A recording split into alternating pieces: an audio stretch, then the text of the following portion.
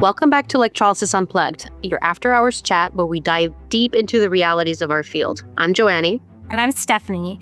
If you caught the announcement this morning, you already know today's episode ties perfectly into our new live webinar, Creating a Thriving Electrology Practice, Business, Branding, and Client Retention. Yes, that webinar is all about building a sustainable, strong business foundation. And tonight, we're going deeper into the practical side, protecting your business and managing clients in a way that's both professional and human. So whether you're in school or you've been running your business for 20 years, tonight is about systems, scripts, and mindset shifts that make your career sustainable. Let's get into it.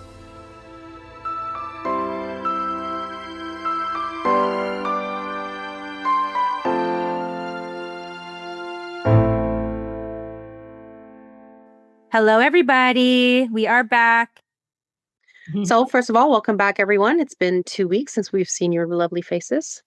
Absolutely. And if you caught the announcement this morning, you already know that today's meeting is going to tie into perfectly our new live webinar next month, Creating a Thriving Electrology Practice, Business, Branding, and Client Retention with yours truly, Stephanie Shields. That's right. And the webinar is all about building sustainable, strong business foundations. And tonight, we're going to go a little bit deeper into the practical side of things. So we're talking about protecting your business, managing clients in a way that's both professional and human. Absolutely. So let's get into our first topic. First question right out the door, right, is do you have a no-show policy and do you require a deposit? I know we've gone over this in the past, and this question comes up probably more than any other one that we have, because quite simply put, our time is inventory. So this is our inventory. Our time is worth something, right? So when a client doesn't show, okay, it's not just an empty hour. It's a loss of revenue. It's a lost opportunity, and it's lost momentum in your day. Exactly. And early in my career, I thought that being flexible meant being nice and kind. And so, you'd be like, oh, no, problems. Oh, no problem. Things happen. But after the fifth no-show in a week, you realize that sometimes kindness without boundaries equals burnout. Oh, yeah. I learned that policy too. It's not always lemon, easy peasy lemon squeezy. Sometimes it's lemon, difficult lemon, Policy is definitely not about punishment in that moment. It is about professionalism. It teaches clients how to treat your time. I will say, Joanie, I was not sleeping well. And I was scrolling some of my favorite hairstylists on TikTok. And one person was talking about this. Somebody had a no-show policy and would always show up 30 minutes late for their client. What does that teach their client? That you can abuse their no-show policy. There's respect goes both ways. That's actually a conversation I have with my staff, especially in the beginning, that I'm a stickler for you. You are on time, standing up at the front desk when your client is scheduled to be in. So if we start at 3, that means at 3 p.m. on your appointment time, your client is laying down on the bed and we're sitting down, you're gloved up, you're ready to go. 3 is when we start. So you can't be late, because then the clients will see that and they're like, well, they're late all the time. So why am I going to be on time? Why does it matter if I'm 5 minutes late, 10 minutes late, 7 minutes late?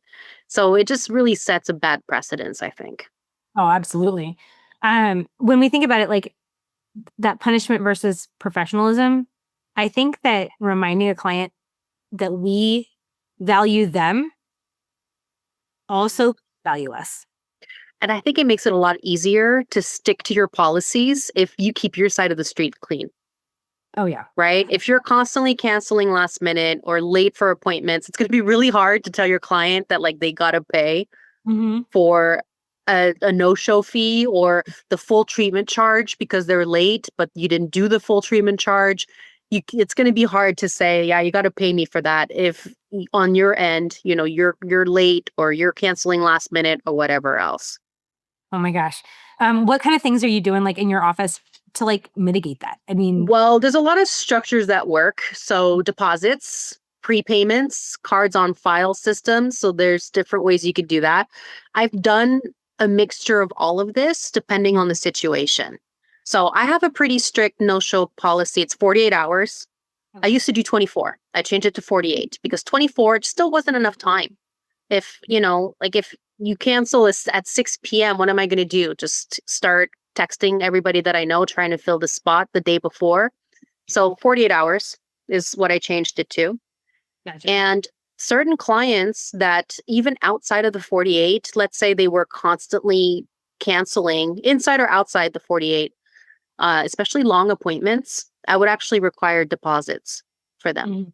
because of their flakiness. And so certain services, like let's say 2 hours or more, required a deposit because, and that was non-refundable because and not outside the 48, but within the 48. Just because, I mean, it's a huge block of time, and what a waste of a day. Like, do you book 3 hours or more? I do very rarely in my own schedule nowadays. The only time I do like long sessions, and it's so funny because Eileen and I were talking in the chat with my mom on Facebook, and we were talking about multi-needle. And I'm not going to do multi-needle anything less than an hour. But honestly, if I'm doing multi, I'm locked in for like 2 to 3, right? Well, because I mean, the cost of goods for multi-needle is actually a lot more Yeah. by a good margin than a Yeah, that's regular $4. session. Yeah. So that's the thing is I'm $24 more expensive during that time. Yeah. Because in that space, if that is like a caviar style treatment in that moment, we're going to pay that little premium. Now, the only time I don't is when it's insurance cases. And I am building that structure, but I'm also charting that saying like, hey, just so you know, when this client is going this pathway, this is the difference in cost. And like, but I think that when you talked about like how like the deposits, the prepayments, the card on file systems. I think that those are all things that I've tried. I think the best thing to keep clients consistent is, and I know this sounds old school, but a phone call confirming their appointment. Like if you can give that phone to your local 16-year-old to call everybody, okay? And just say, hi, I have you on the books for this long with Stephanie, and it's going to be, do you have any adjustments you need to make? And a week ahead of time, that then gives the next week of people an opportunity to actually get off the wait list and into the books. Because like that, your late cancellation list, it's huge during that time. I am forgiving to last minute cancellations, but we need to communicate. I definitely think that like, if I'm having to do all that extra work, it's about training the client in that moment. Yeah. So, And I mean, new clients can have some flexibility. And usually I will give clients like one freebie for Yeah. situations like, oopsies, I forgot, I slept in, whatever. Like, include the reason. It doesn't matter. You'll usually get one freebie because that's also an opportunity for me to restate my policy. Like, Mhm. when I say, like, we look each other in the ojos, right? So eyeball to eyeball. And I kind of go through, like, this is my policy. Here's where you signed off on it. Just so you know, I'm waiving it this time, but next time it stands. So that way there's no like, well, I didn't know and this and that. Like we had this conversation. So it kind of gives me that extra thing. It's also really important for us to make sure that we note this stuff down. Oh gosh, So the chart or documentation. yeah. Mhm. How you communicate in office as well as with the client. So like, if you have multiple people on your staff and the person is chronic no show, how Yeah. you keep that in there is also important amongst your staff. Because here's the funny thing. I typically don't know who's no-showing me on the regular because I'm not paying attention to my schedule the same way my spouse is, right? And so if he's like, this is the third time they did this to you, I'm like, oh, is it? Hmm. You can go into I the used to just when I did just paper charting, I used to highlight these situations. So like I would write the date and like late cancel or like no show and I would highlight. And there was one time a client was like, "Oh, well, I've only done it like once or twice." And I flipped the chart over and I think there was like 6 highlights. I'm like, sucker punch. I don't think so, So yeah. In Vagaro when it has that giant And they don't have anything to say. Exactly. Like there's like, what are you gonna say now? Like no cash or credit? sign on the dotted line, my friend. Yes. Like I don't want to hear you be Britney Spears. I don't want to hear "Oops, I did it again." Just get your Yeah. butt in the chair, or let's figure something out in that moment. Yeah, yeah. But At the school we do we with the models, we do kind of like a 3 strikes and not you're out, but Mhm. 3 strikes and I don't pre-book you. So they have to just call the morning of. And if we have a spot, we have a spot. If not, just too bad. I have So it's like my appointment purgatory. 3 strikes. Okay. 3 strikes for the models. And in those 3 strikes, your next one is a prepayment. Yeah. And that you move, I mean, like, it's $20, right? But at the same Yeah. time, like, it's $20. Like, I want to So buy. I think it's important for us to think about how will you handle, because no-shows will happen. They happen all the time. Consultations to me are notorious for that kind of stuff. And so you have to think about what your policy is going to be for these clients that are repeat offenders, because a lot of them are going to want to probably keep going. And I think that sometimes I read this on Facebook a lot. People are like, fire them, fire them. And it's like easier said than done. Like Yeah. some of these clients they're chronically late or the no show, like actually like are pretty good clients otherwise. Yeah. They're nice people otherwise. And so I think there's got to be a better way to handle it than just constantly being like, toss them out, right in the trash with you. So Yeah. Get out of here. it's a little rough. Yeah. I think that when we talked about communication, like, you don't have to be everyone's friend, but you can be friendly to everyone. So make sure that you have a friendly tone when you are talking to people. Like you guys here, I always have like these silly little goofy things, like the Britney Spears moments. And like we were talking at US Path, and we were talking about being uncomfortable in the skin that you're in. And it's like being in the uncomfortable pants during Thanksgiving, right? You feel uncomfortable. Nobody else knows, right? Everybody's like saying it's a great meal. But I want people to understand that I can be funny and friendly, but I am the professional in that moment. And that is I am using that so that you understand that this is not coming. Cause like, if you get my mom tone, like, I feel bad in that moment because I know what my voice does when I'm having to be like, all right, okay, can you please show up for your appointment next time? Like, I just don't want to do that with my voice. And so I think that it's really important. Robin says, I have a policy that you can't book unless you pay for your missed appointment, or 24 hours cancellation. Yes. I think that that's great. I mean, cancellation policies have to be, and they can be fluid, right? You bring in something, you're like, I want to try this. I saw it online. I saw somebody else doing it. I'm going to try that. If it works for your practice, keep it up, right? But make sure it's something that you, after that one warning. Yeah. I mean, everybody gets an oopsie freebie. Oh, absolutely. I think that like, we just had this conversation this weekend actually, with one of my girls on the call right here, where we have someone that chronically books 3 hours and makes it through 2 and always has a reason why they have to cancel at the 3rd. Okay. That is not okay. Will I pay a technician? Absolutely. Absolutely. Right. But it's a reminder that person, in an insurance world, I don't get paid for that. Okay. If I can't chart that you were here removing hairs, I don't get paid for it. Right. And that also means that somebody else couldn't be in that spot that has been waiting for a prime time. And like on a weekend or a night, those primetime spots, the ones that everybody's chomping at the bit for, like, we have to be able to figure that out. So it's like sometimes you just have to have like a kind of. I think some people don't quite realize like the impact that they have. They think that it's more casual than it is, So it's really important to make sure that we're on the same page when it comes to this. Absolutely. Absolutely. I think that like my little notes over here. I think that if you remember, like, the deposit method does help kind of solidify a little skin in the game kind of thing. Yeah. That moment. But I think it does go a long way when it is adhered to. So if you make a policy, policy. This episode is sponsored by Silhouette Tone, a global leader in electrolysis equipment and aesthetic technology. From advanced depilators to full spa solutions, Silhouette Tone empowers professionals to deliver safe and effective treatments with innovation at every step. Discover their electrolysis equipment and more at silhouettetone.us. No, it needs to be kind of in your face, I think. There was an appointment that I went to recently and they send, all the texts the same way that I do. And every text has like cancellation policy, 48 hours, $100 you're going to pay and this and that. And it's like, I'm almost scared, but like, oh my God, I'll be there. But I take this very seriously. So if I had to change it, I made sure, like, I think it was a Sunday. I texted, I called and left a message.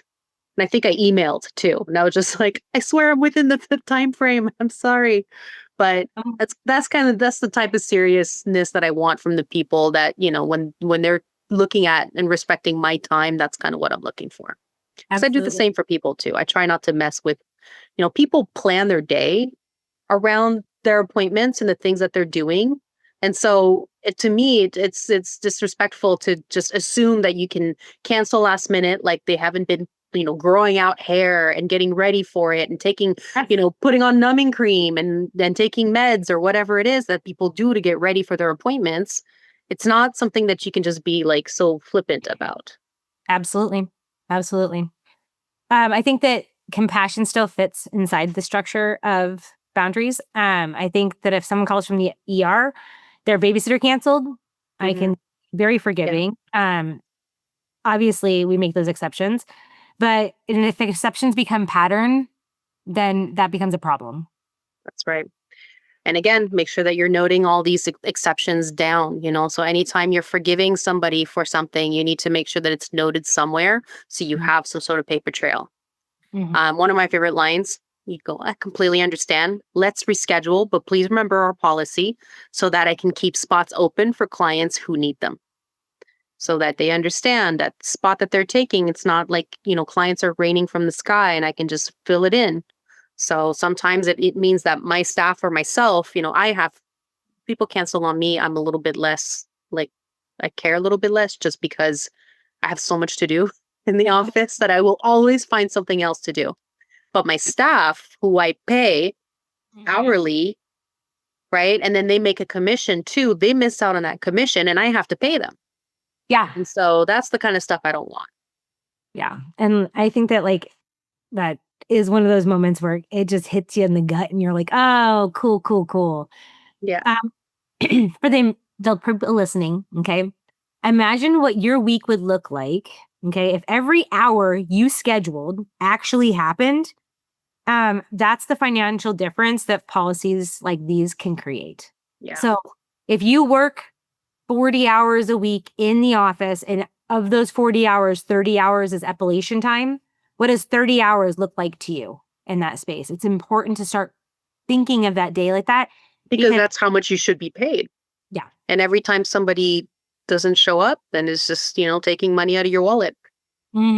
Absolutely.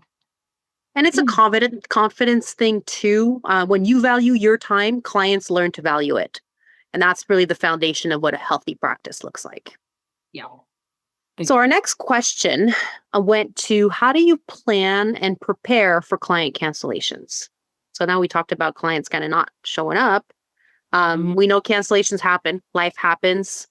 What matters is that you have a plan. So, I usually will treat them as data points. Each one tells me something about the client's reliability, their stress level, their life rhythms. I don't know if you've had a situation like this, but I've had a few clients that I know have like generalized anxiety and probably like some major depression. And Mhm. when we've done a consultation, there's been a conversation about them. Like some days I can't get out of bed. So what, because especially when we're talking about the policy. So then what happens in these situations where like I am just not able to make my appointment that day because of, of this type of situation. So there's definitely, Oh, yeah. I mean, situations outside the norm. That's not really what we're talking about here, I yeah, think. I think unwanted hair in noticeable areas or in areas where it causes extreme irritation, whether that be emotional or physical, right? Is a barrier in itself. Um, Mhm. I I want to say that I separate situational issues from habitual. Essentially, like a situational cancellation, like a sick kid, a flat tire. I get it, right? Like last week, I drove over a bolt and actually managed to like get my run flat tire to go flat, right? Um, and thankfully we work at the same place, right? And I was also out of town. So car went flat. Mike didn't have to worry about that, but we could drive to and from. But when all of a sudden that one car family goes or two car family goes down to one car, I can have those moments and understand how that can happen, right? Yes. The habitual ones, like if, for example, you know that there's some homework that you need to do on your end to be better fit in the schedule, I need you to understand that your habits are red flags that I am paying attention to. So I would say that it's important to note that, like, if you are, that red flag, green flag guy, right? Yeah. Right. If I do that in my head with people I meet, and I often kind of feel bad about it because it's like, I don't mean to red flag and green flag people, but I am paying attention to that because I have a habit of showing up very early for work days. Okay. Or pretty much anything you ask me to go to. Okay. But part of that is if I get lost in my day, my habit very quickly could become very negative because I'm lollygagging around and doing a million different things. And you have to pull me back into that. And so I would say that I'm paying attention. I want to know the difference, whether you're a situational person, which is why I'm charting this, or a habitual one. If the habit is there because you are going through anxiety, I'm going to be kind about it. But I'm also going to say, hey, there's some homework that you can do on your end. These are the things I've heard about in the past that really work well in these situations. Here are my resources for you so that you can get through this. Yeah. Yeah. Yeah, sometimes, like as much as we're paramedical, we're not a doctor's office. And so there's certain situations that I just, while I understand and I empathize to a certain extent, there's only so much that I can do to accommodate in certain situations. Absolutely. Absolutely. Accommodation's rough Yeah. to a certain point. I think that I know that you and I've talked about like the charting and the patterns, that kind of stuff. Yes. I mean, what are you saying to the clients in that moment?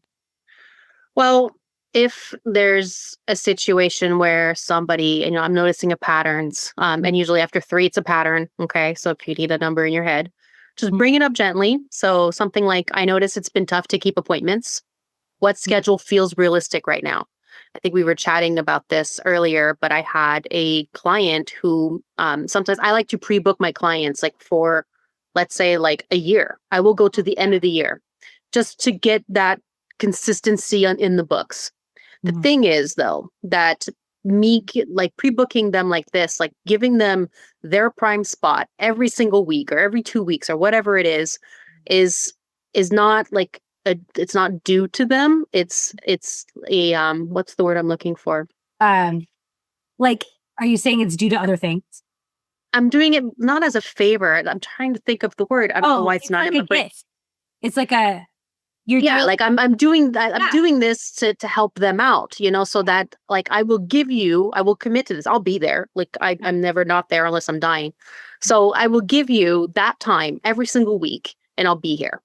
And there was a time this one client, she was outside my 48 hours. And so there's always that, like, what happens if somebody's always canceling, but they're outside of your cancellation period? Well, I mean, there's not much that you can do because they're respecting the policy.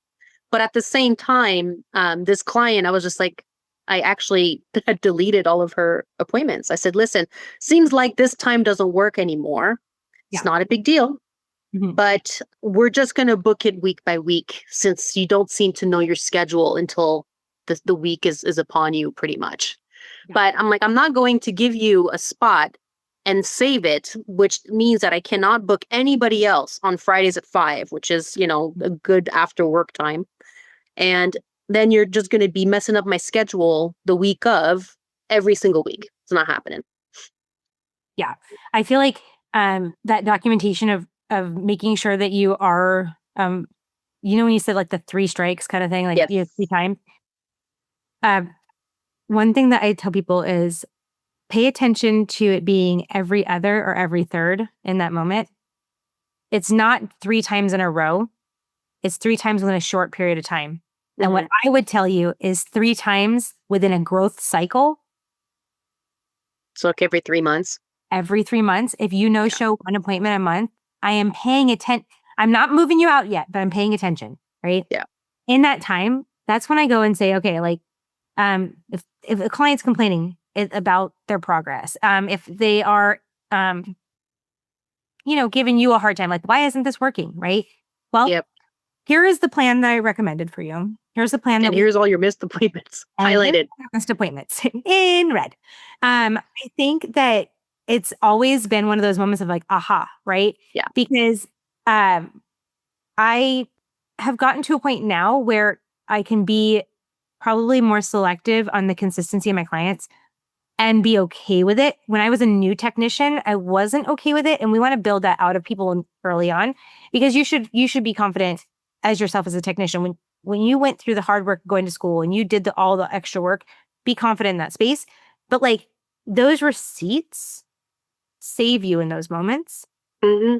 I feel like when that client came in the other day, and it's like the reminder of, okay, we're always canceling out one of these. Well, when we checked out the appointments, you could see like it was grayed out, checked out, grayed out, checked out. And then the last one was still in the blue or the orange or whatever the color is. And so it's like, if I'm seeing that, now I'm seeing it, technician seeing it. And no matter how much I enjoy the person, I just have to be able to say that moment, because what if you do need to make a change? It's okay to make a change to the plan. That might mean that what your end result or end timing could look like is a little different. But if all this you can afford, if I said you do an hour a week, right? And all you can afford is 30 minutes a week, that's okay to do that, right? Yeah. But I'd rather you be consistent in the 30 minutes a week than no show me because you couldn't make an hour in, right? Yeah. I want you to just build a schedule that you can follow in that space. Transparency both ways is going to be important for sure. Absolutely. And sometimes a cancellation can be a gift, right? So we kind of talked about that. I still do that. So I tend to book back to back, no lunch, just because I'm not in the office much anymore to see clients. And so I have to get everybody in. So sometimes when I have somebody who ends up canceling, then that's my time that I can actually sit down and, do some admin stuff, which is still tasks that I have to do. So it could be your time to sterilize instruments, to catch up on admin work, or just to take a breath and eat a snack, right? So we forget sometimes to schedule these little stillness moments in our schedules. Complete stillness. I have busy work all the time. Yeah. So, oh yeah. I would say, like, if you were thinking about like, what is your clear cancellation policy, like for our listeners, like what does your clear cancellation policy look like? I love the fact that I keep seeing these drop-ins from Robin in the chat. Yes, thank you. Keep cards on file with Square 2848 cancellation policy that's stated in the consultation policy that they sign.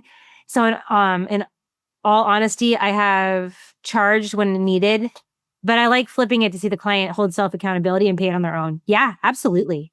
And so the ones, it doesn't happen often. It is typically, oh my gosh, I cannot believe I did this. And they didn't realize they were doing it or making a habit of it, because they build this bridge of trust with us. And so they almost look at us like, oh, it's not a big deal. Like Stephanie won't be that mad. Joanie won't be that mad. Robin won't be that mad. Of course, we actually aren't mad. We're just like, oh man, like, could I get Joanie and I, we have our, body double, right? Like when we think about that kind of stuff, it's like we do things like sometimes we have to build in Zoom meetings with each other just to get stuff done so that we can feed off of each other's energy. I would hate to know that we got a cancellation at the same time for that to happen in that moment, right? But like, it's like you've got to start like, what does that look like? What does that look like for you? Yeah. Yeah. So think about how you could reframe cancellations. So what sort of tasks do you think that you could do when a cancellation happens and you haven't been able to fill it with something? And maybe that time could become your marketing hour, right? So you make a quick video to post on social media. You're all dressed for it. Yeah. So I don't know about you. Usually I'm like, when I go to the office, it's not my kid. I got the mask, the glasses. It's not my best looking day, but you could end up kind of, if you do go to the office actually looking like a human, then maybe you could do a quick video for your marketing. Or maybe you could do some continuing education, right? It's a good time to catch up on a course. Get some home studies up in there. Absolutely. I Right. laughed because recently when the kids went back to school, Mike and I shifted like who drops off, who picks up kind of thing. So I used to do all of my filming content before anybody was in school. Okay.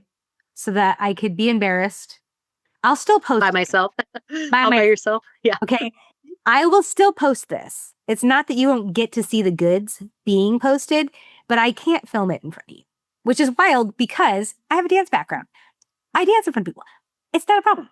But It is. dancing at a phone is just, there's something Oh, awkward yeah. about that. I'm just like, what are you doing? I think that like, so you have to build these times in. If it's going to be during cancellation, we're going to have some goofy videos here at Zapmaster. That's for certain. But like, you got to build that time in. Hopefully chronic offenders, don't happen, but if they don't improve, one of the best Stick things to that your you policies. stick to your policy. Remember that dismissal is not cruelty. It's clarity. Okay. And like, you got to protect your schedule. You got to protect your sanity. I mean, we're all kind of like inching along on that sanity scale at any given moment. Right. That's So right. anything that you can do to hone in on that would be great. I think on to the next topic in question would be good right now. So like, what is our biggest expense in electrology? Like, what are you faced with? For me, when we talk about money, understanding expenses isn't glamorous, especially for people who don't like Excel spreadsheets, me.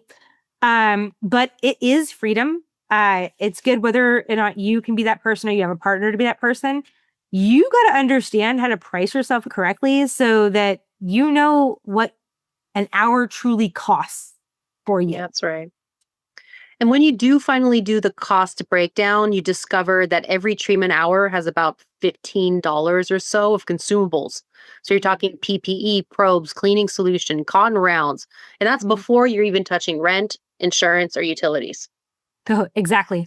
My top expenses have been rent, insurance, and supplies. And continued education used to be, but now that like there's so much accessibility, it's like I think it's kind of starting to inch its way away, unless I go to a convention like the one we just went to. There's definitely hidden ones in there. I feel like software, credit card fees, because it just kind of happens in my Chase account. I'm like, sterilization testing, website hosting. These are all things that you don't realize are getting hit all the time, Yeah. and they are. So, sorry, as I start to like choke. Um, if I were to ask you guys in the chat, what would you say your greatest business expense has been, and how did you adjust for that? So I'd love to see what you guys say. So yeah, we chopped that question there. So go ahead and take the time to think about it. What's the most expensive thing you're encountering? Um, so sometimes something that is something that a category that people aren't thinking too much about is sterilization. It tends to shock a lot of new electrologists. So we're talking about, first of all, the price of the autoclave itself, but like autoclave maintenance, Mhm. spore tests, logs, hundreds that can be tacked on to the bottom line annually, and it's not a negotiable thing. No, not at all. Those hidden expenses is honestly what I'm going to be digging into more in the webinar so that people can start to understand where the nickel and diming is happening. Because knowing those numbers definitely helps you stop apologizing for your prices. I, for the longest time, was like, I would give away so much of me for free. And I would say, even when I moved here and started the school, I still was doing it because I was like, oh, I have to reestablish myself. I'm going to give this, give that, give this, give that. I think that it gets to a point where it's just, uh, know your worth. You are worth this. So. And you can't run a sustainable practice on guesswork. So you do have to know where your numbers come from, where your expenses come from. Once you see the math, raising your rates becomes a business decision, not an emotional one. Um, Eileen says, we don't pay utilities in the office, but at school, the electric bill has tripled in the last year. Well, yeah, I'm in Southern California. And so our August and September at the office, and I'm open 7 days a week, I know I get slammed, So we're talking like a $600 electric bill for a small office. It's not that big, maybe 1,200 square feet or so. But we're running the AC and then fighting, and it's old because landlords tend to be really cheap with that kind of stuff. They'll keep a unit putting along even though it's 30 years old. And so Oh yeah, it's horrible. But In the chat, I just some know it's a huge expense. Yeah, AC. oh my gosh. I will say that my power bill, I was actually kind of shocked. My power bill is about 130 a month averaged out. You're cooler up there I have in Washington, which is something you have to. But Arizona would have been a different story, though. my power bill in Arizona was like 550 a month. Yeah, So that's something you don't think about, right? Location, location. absolutely. I would say that like that was um the power bill was an easy one. A very nice one to have switched over. In the chat, Sandy says, are we paying people to clean the space ourselves or paying them to clean Yeah, instead of that's true. When I we would do say class with the students, I'm always like, "So you cleaning your own toilets, or are you hiring somebody for that? Because they're going to get cleaned, and there's going to be a lot of butts on them. So who's doing it, right? yeah. Right now it's Stephanie. But Oh yeah, Stephanie it's Esquire. it's me. It's not my favorite thing. But I actually part of the daily setup at the school now is the students have to learn how to clean their salon space, their workspace to the point where I would say general cleaning, mopping, sweeping, I don't know, linens if you got them, right? You could definitely offload that, trashes, that kind of stuff. When you first start out, there is no way that you have the overhead there to do that, and you will be doing that, and you need to like kind of. Unless you're like in a like salon suite Yeah, type of situation. And that's kind of the upside of being in those places. The weekly or monthly rent might be a little bit more expensive than something else, but you've got a lot that's offered to you. So usually like utilities are included. Internet, I think, is included. yeah. I think some of you on this call might be in those types of places, but they usually have the laundry service. They have the bathroom and the reception, and all of that is taken care of by the landlords, which is great. Oh yeah. The one thing there for us say is I want general cleaning from my office, like those trash, the sweep, that kind of stuff. But do not touch my workstation. Yeah. Like, No, the carts are the responsibility of the electrologists, but I mhm. have cleaning staff. So, well, one cleaning person. So she comes in and she does, all of the touchy areas. Yeah. Eileen says I pay someone every other week for the school, but the students are responsible for their own space, emptying their trash and ensuring, yep, kitchen is cleaned up. Yep, absolutely. This season, Electrolysis Unplugged is spotlighting our groundbreaking research project. We're working to bring legitimacy, data, and recognition back to electrology. If you're a practitioner ready to contribute detailed charting and client outcomes, or a student interested in learning the process, visit electrologycoalition.com, look under research, and get involved today. Together, we're writing the future of electrolysis. Questions. So, how do you figure your cost per appointment if you're just starting out? Well, I think that you need to itemize the tools and the disposables that you use. So, think about a session. Mhm. And so, from that session, the 6 feet of table paper, the maybe two gauze that I might use, the probe, right? You know how much the pack costs. You know how many things are in the pack. So get a cost per item and I then just actually, tally that up. I actually have, because we just went over this in class during Zappling hour, where I went over like your fixed cost, your variable costs with the students, and I Yeah. had in some new numbers. I have that in the background. At the end of this, we can go kind of over that a little bit of like what we went over today. This is a form that Joanne and I have done in the past with Mentorship Hour. It is in one of the past episodes. We can try our best to link it here as well. But you can download the Excel spreadsheet and kind of plug in your own numbers and see where that looks like in your region, in your space. And it was an amazing tool that Joanne created, but it was like built off of like not only like what she was seeing within her own students in her own space, but like then those conversations of like, yeah, but what about this? What about that? Like, what about scaling up? Like when we started talking about scalability, we put a scaling thing in there. So I think that there's like we have the fixed costs in there, and I'm going to show this. Are you okay if I share the screen here in a Sure. so let me kind of, and I have not finished filling this out because I was starting to play with it with the students. The last hour. Let's see here. here. So here is the Excel spreadsheet. In this, we have startup costs, fixed cost, variable, total cost, products and services, and projections. Okay. So when you were asking about like rent and that kind of stuff, so some of the fixed costs averaged out are right about here. Okay. So 2,500. I did not recalculate this, just so everybody knows. So basically, if I kind of scan over this, it actually it recalculated on its own. My bad. So those numbers. And most of these should be formulas already. So when you're plugging in, and automatically will do it for you. Yeah. So like how much? So I set this up as if I was a solo practitioner, not the school, because like your booking system, you're not going to have the same license I'm going to have and all the things I need to have, but averaging out of like 2 add-ons on Vigaro. So if you're 25 for your one person plus your forms and let's say your drive, right? So that's $45 a month there. So you can take that and then you can put in here 45 and now you see what that like fixed costs every month in that space. Now with this, I will say that like I have a couple other fixed costs in here that are Zapmaster specific that were some hosting fees that I had for like utilizing ChatGPT or utilizing what else?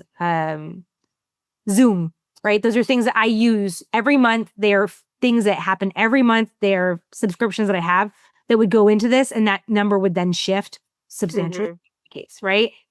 But then you have variable costs. So like what we started playing with today in class was this, where we're talking about the package of, I want to say it was 200 pouches. Okay. It was $26.99.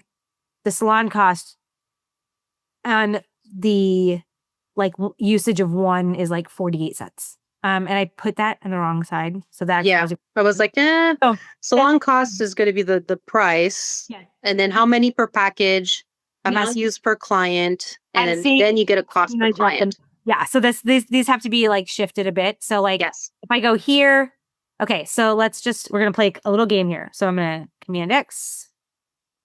Nope. One more over. Cost per client. Thank you. Because that's your total, right? Yeah. Yep. Put that in salon cost. Okay. And so then we have this. And then amount used per client. Sterilization pouches. One, actually 2, because I have one. Two, because that's right. Yep. And then I have one for my 4-step cap. Then actually cut mine in half to save some money. So it'd be 1.5 for me. Oh, nice. Okay. But then I have sterilization tape that I would add on there. So then probes, hopefully you're only doing 1 per client. Gauze, let's say 2 per client. Okay. Rubbing alcohol. What I did here is not by ounce. So it was kind of like one of those funny moments where if I used like a 1/4 ounce, maybe 1/4 ounce is how I would have to do that. So like 0.25 on that. Okay. Sanitizer, probably the same thing. You're not using large amounts here. Gloves, cost per client, that's 11 for a pair. Okay. But typically I use 3, 1 for setup, 1 for service, 1 for cleanup. Okay. So in that would then be 3 here. Okay. Now, aftercare products, I'm going to say before and aftercare in this. So I'm going to say 2. Okay. I don't use the Barbie towels. Table paper, I use 1 thing of 6 foot during that time frame, and typically 1 chuck pad. So we're going to say 1. That's my disposable table drapes is my chuck pads in there. I don't use disposable panties in here. Soaking disinfectants. It takes me a month to get through a gallon of it. You could probably put that in a different category. Just skip it for now, I guess. So skip that for now. Antibacterial soap. Oops. Those are more like maybe like office expenses, so not so much service expense. They were still in your list, so I was like, I'm gonna keep it there right now. But like, and then disinfectant for equipment, I go through a gallon a month per spray bottle. So I would have to see how many ounces are in my spray bottle, but let's say it's 750 milliliters. So if a gallon is 128 ounces, what is like Just put an ounce. Probably end up using about an ounce worth. Okay, so 1 ounce, right? Yeah. Oh. So, I mean, the idea is kind of there, and you can figure out this way too. When it comes to your fixed income, you can, if you want to know how much it costs you, like, to stay open per client, think about how many hours per week or per month you are open for services. And so you can kind of divide your total by, like, let's say I'm open for services 30 hours a week. I'm in the office 40 because I have other things to do. Um, then you can kind of get an idea if you wanted to incorporate that as like cost of doing business, but it just kind of helps you get an idea as to how much stuff ends up costing. And then what she figured there was like your variable cost, your fixed cost, and your total cost per client, products and services, like what you're charging in that space. Okay. And then from there, your projections. Okay. So like year 1, 2, and like you can break it down by month.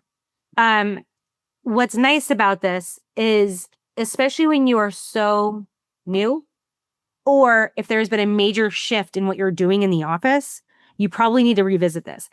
I like to revisit our like costs and I would say costs for things, as well as intake in about every 3 months, where I'm like looking through, but that's because we're still newer, and I feel like I need to be more on top of it. In my like first year, I think that I was, because we were buying so much stuff all the time, I was almost hyper vigilant in this. So I was like every week, I'm like, oh my gosh, what did I buy this week? What do I have? Like what it came in this week? I was like, I think it came down to the fear of the unknown.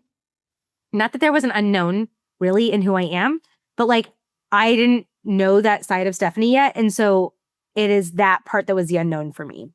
But we definitely like can put that back And in. it lets you order stuff smartly, which is another thing. Like when you're placing orders, especially with products have expiration dates. Yeah. Shouldn't be buying so much stuff. Like sometimes some companies require minimums. What if you end up wanting to go with a company like that, but you don't have the business, you're not selling it like that? So you have to be careful with those sort of things too. I mean, you can't run a sustainable practice on guesswork. So you need to see the math so that you can make better business decisions, and you can know when and how to raise your rates and not feel bad about it, so that it's none of these decisions end up being emotional ones. When we were talking earlier today, I know that we have like 10 minutes left. I wanted to go over like one of the things that is very important. And I'm trying to actually get my agent on here to talk. Well, I'm not trying. I already have the yes. I just have to get them booked in here. We started talking about insurance. And then today in class, we talked about it again. And it's so important for you guys to understand this. A large surprise that happens to many electrologists is the types of insurances that you have to get. So I lucked out because my spouse worked in insurance prior to working with me. And so he added on a policy. And so I want you to think about this. Liability was a big surprise in the sense of liability as a practitioner versus a school, right? Big difference. Okay. I mean, when we're talking about insurance in general, it ends up being something that I don't think anybody really likes, getting an insurance policy, but there's also so many of them, No. right? And so it's kind of complicated to understand, like, what policies do you need? Absolutely. There's like, I mean, like you have to think about like professional, the premises, cyber, like protecting yourself from cyber attacks. One of the biggest ones that Mike was like, we need to have a PLEP. So this is a PLUP is how it's the acronym is, and it's a personal liability umbrella policy. So this was like something that was an extra layer of like liability insurance that kicks in after your existing one, like whether it's auto, like if you say, for example, you have a mobile business, whether it's there in your home, it's your renter's insurance. When all of their limits are exhausted, this is what kicks in. It covers your assets. It's like lawsuits against you for injury and property damage. It's going to cover your legal fees. It covers your court costs in those legal fees. Liability claims exceeding your standard policy limits. So like think about what your policy limits are and understand that like when someone looks at suing you, the greatest thing that ever was ever said to me is they're not looking at what they can get from you now. It's how long they can get it from you. How much longer do you have of your career that might be something that they can siphon from even down the road? And I was like, that was pretty profound when my agent told me that. I was like, wow, like I just thought that I needed to cover this right now. But like if something took me out of something, like a life insurance policy, how much, for example, do I need to support my family for future? The same thing happens on the PLEP, but this is more about the liability side of things. So those claims exceeding your standard policy limits, personal liability. So like slander, libel, depending on the policy there. Remember, we are HIPAA compliant for a reason. If you're a licensed electrologist, I want you to think of this. You're working in a professional office or med spa, and one day a client comes in and is in for a standard electrolysis session. Okay. And I'm going to use Robin in this moment because she had a major event happen in weather last year when her machine went awry. Remember? You're like, yes, I remember. It was my favorite machine, right? So say something goes wrong, Robin doesn't catch it. Okay. And I'm using you in this space because I know you're okay with it. Okay. The client sustains something during the session. Say, for example, it short circuits, it burns them. Okay. The faulty equipment that happened due to something that you couldn't control, weather, but what you can control is understanding that weather might impact your unit, which then means don't proceed with treatment until you figure out whether or not that's a safe treatment to do, right? But let's say she forgot, she threw all caution to the wind, right? And she was like, nah, I'm good, right? In that moment, this PLEP steps in and it, like, if the client suffered something serious enough that they would want to pursue legal action, right? The table flips, the machine short circuits, whatever, and they want to sue you, your business, for $1 million, okay? And they cite medical expenses, permanent cosmetic damage, emotional distress, loss of income due to their appearance being messed up in that space. Your existing insurance only covers you up to, like, if you have a $250,000 limit on your malpractice, that's where you're covered. Then your employer or your business has general liability coverage, which may not cover fully on the personal claims and higher settlements. So a PLEP goes in there and the professional liability is the first $250. Personal responsibility for remaining $750,000 is what is named for you in the lawsuit. Your wages, your savings, your assets could all be risked in the judgment made against you. So with that, like, what we learned is that we then had to go and say that the PLEP would then help take on that $750K, right? And then it assumes your umbrella policy, like, includes coverage in that professional liability.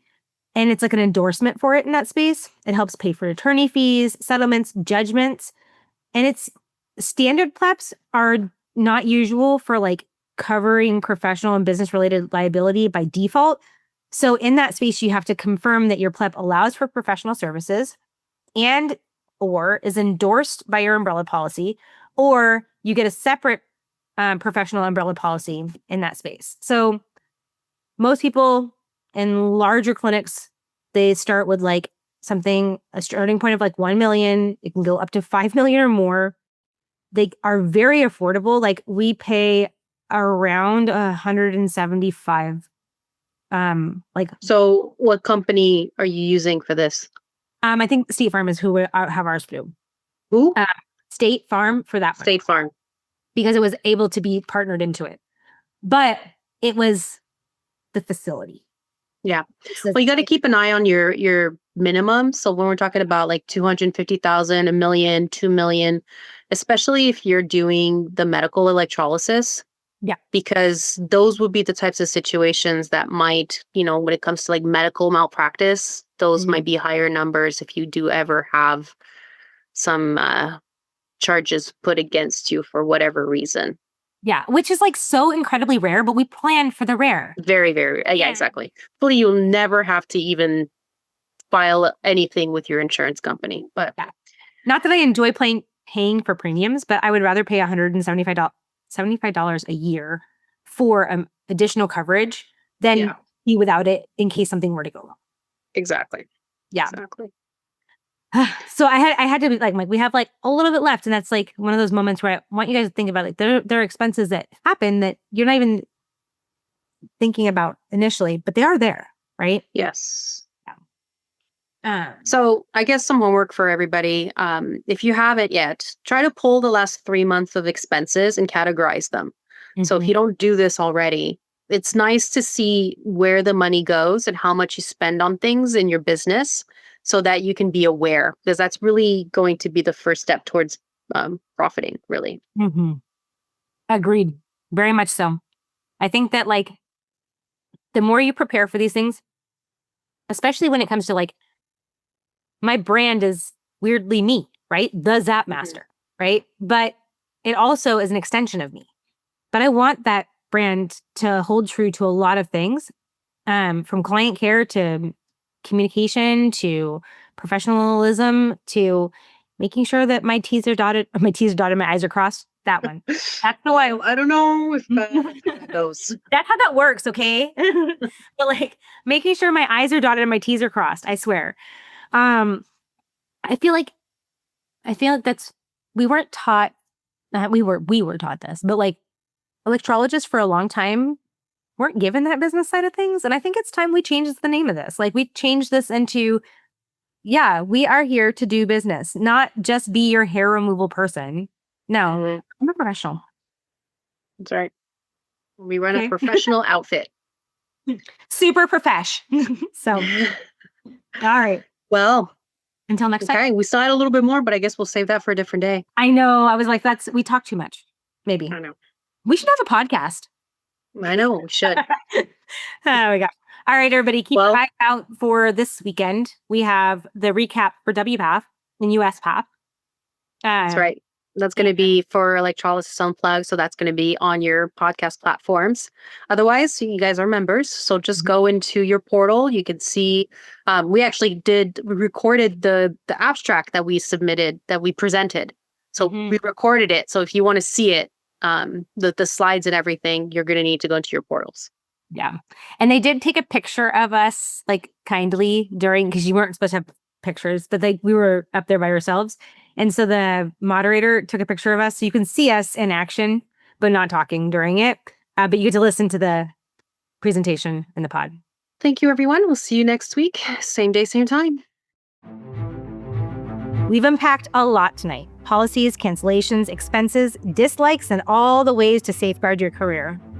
And if you want to dig deeper into branding, communication, and client retention, join Stephanie's webinar, Creating a Thriving Electrology Practice, on Sunday, November 16th from 9 a.m. to 11 a.m. Pacific Standard Time.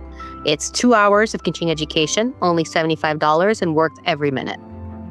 We'll cover social media, patient education, and metrics that actually measure success, not just likes and followers. You'll walk away with a roadmap of consistent growth.